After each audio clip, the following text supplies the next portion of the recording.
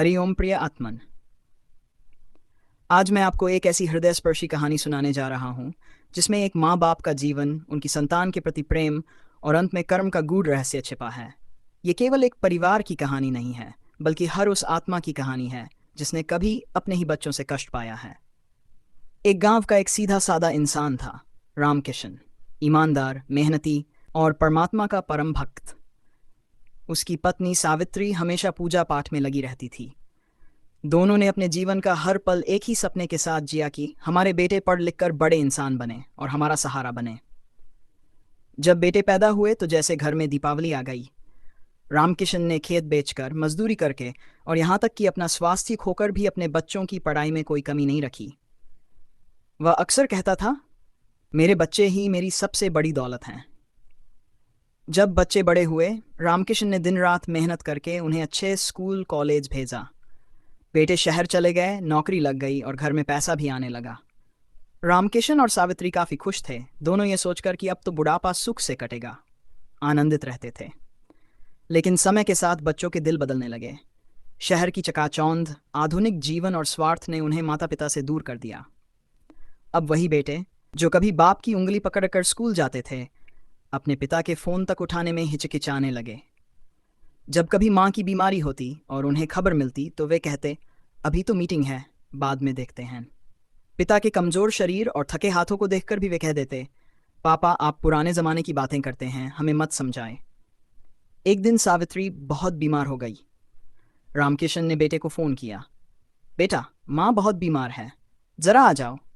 बेटे ने जवाब दिया, पापा अभी आना मुश्किल है, ऑफिस का काम है, आप डॉक्टर को दिखा लीजिए। रामकिशन के हाथ कांप गए और आंखें भर आईं।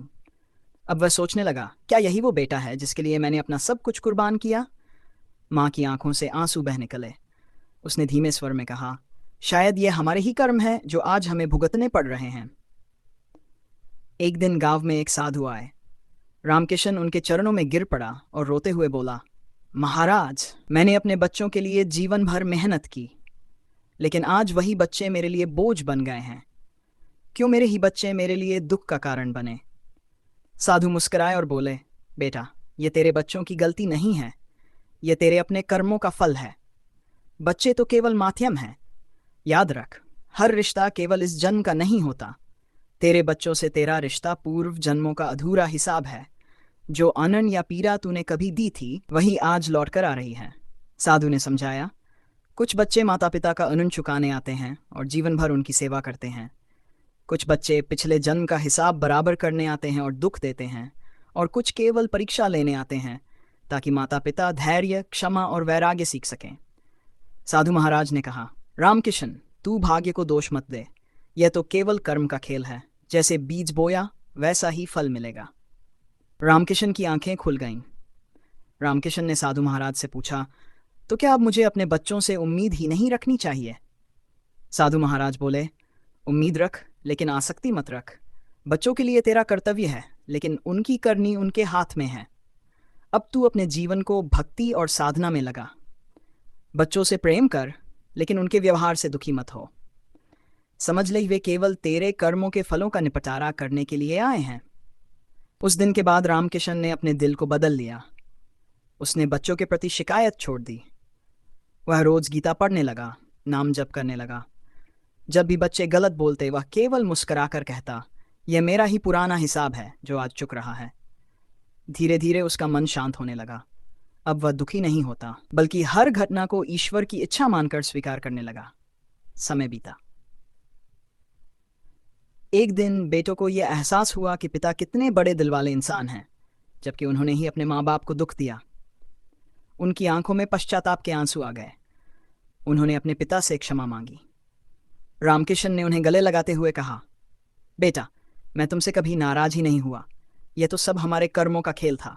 अब सब हिसाब चुक गया है। चलो मिलकर भक्ति और सेवा का जीवन बिताएं। प्रिय आत्मन, यह कहानी केवल रामकिशन की नहीं है, बल्कि हर उस माता पिता की है जो अपने बच्चों से कष्ट पाते हैं। जब बच्चे दुख देते हैं तो यह समझना चाहिए कि यह हमारे ही पिछले कर्मों का फल है। बच्चे केवल माध्यम हैं। हमें शिकायत छोड़कर, धैर्य और क्षमा अपनाकर ईश्वर की शरण में जाना चाहिए। रिश्ते आते जाते हैं, जब तक हमारे कर्मों के भोग समाप्त नहीं होते तब तक हमें कभी किसी के माँ बाप के रूप में, कभी किसी के बच्चों के रूप में, कभी मित्र और कभी शत्रु के रूप में जन्म लेकर जीवन जीना पड़ता है। अगर हम जीवन में अपने रिश्तेदारों के उन अलग अलग रूपों को निस्वार्थ और निरपेक्ष से केवल देखते रहेंगे और जो जैसा हो रहा है उसे होने देते रहेंगे, इन सबको सांसारिक खेल या कर्मों का विधान समझकर अपने आप को ईश्वर भक्ति में लगा देंगे, तो उनके व्यवहारों से दुख भी नहीं होगा और अपने कर्म भी निपटेंगे और कर्मों के भोग मिटने पर शांति का अनुभव होगा जो जीते जी मुक्ति है। इसलिए यदि आपके जीवन में भी ऐसा कुछ हो तो कभी टूटना मत, बल्कि इसे आत्मा की परीक्षा समझना और ईश्वर की ओर बढ़ना और देखना कि कैसे शांति आपके साथ होगी और आप अपने आप को ईश्वर के समीप महसूस करोगे। प्रिय आत्मन, याद रखिए, आत्मा ही परम सत्य है, बाकी सब माया है। तो आप भी आत्मज्ञान का दीपक जलाइए और जीवन को आलोकित कीजिए। और इसी तरह की ज्ञानवर्धक वीडियो के लिए जुड़े रहिए हमारे साथ। तो मिलते हैं अगली वीडियो में एक और ज्ञानवर्धक और दिलचस्प विषय के साथ। तब तक आप खुश रहें, भक्ति में लीन रहें। आप भगवान की तरफ एक कदम चलिए, भगवान आपकी तरफ 10 कदम चलेंगे। धन्यवाद। हरिओम तत्सत।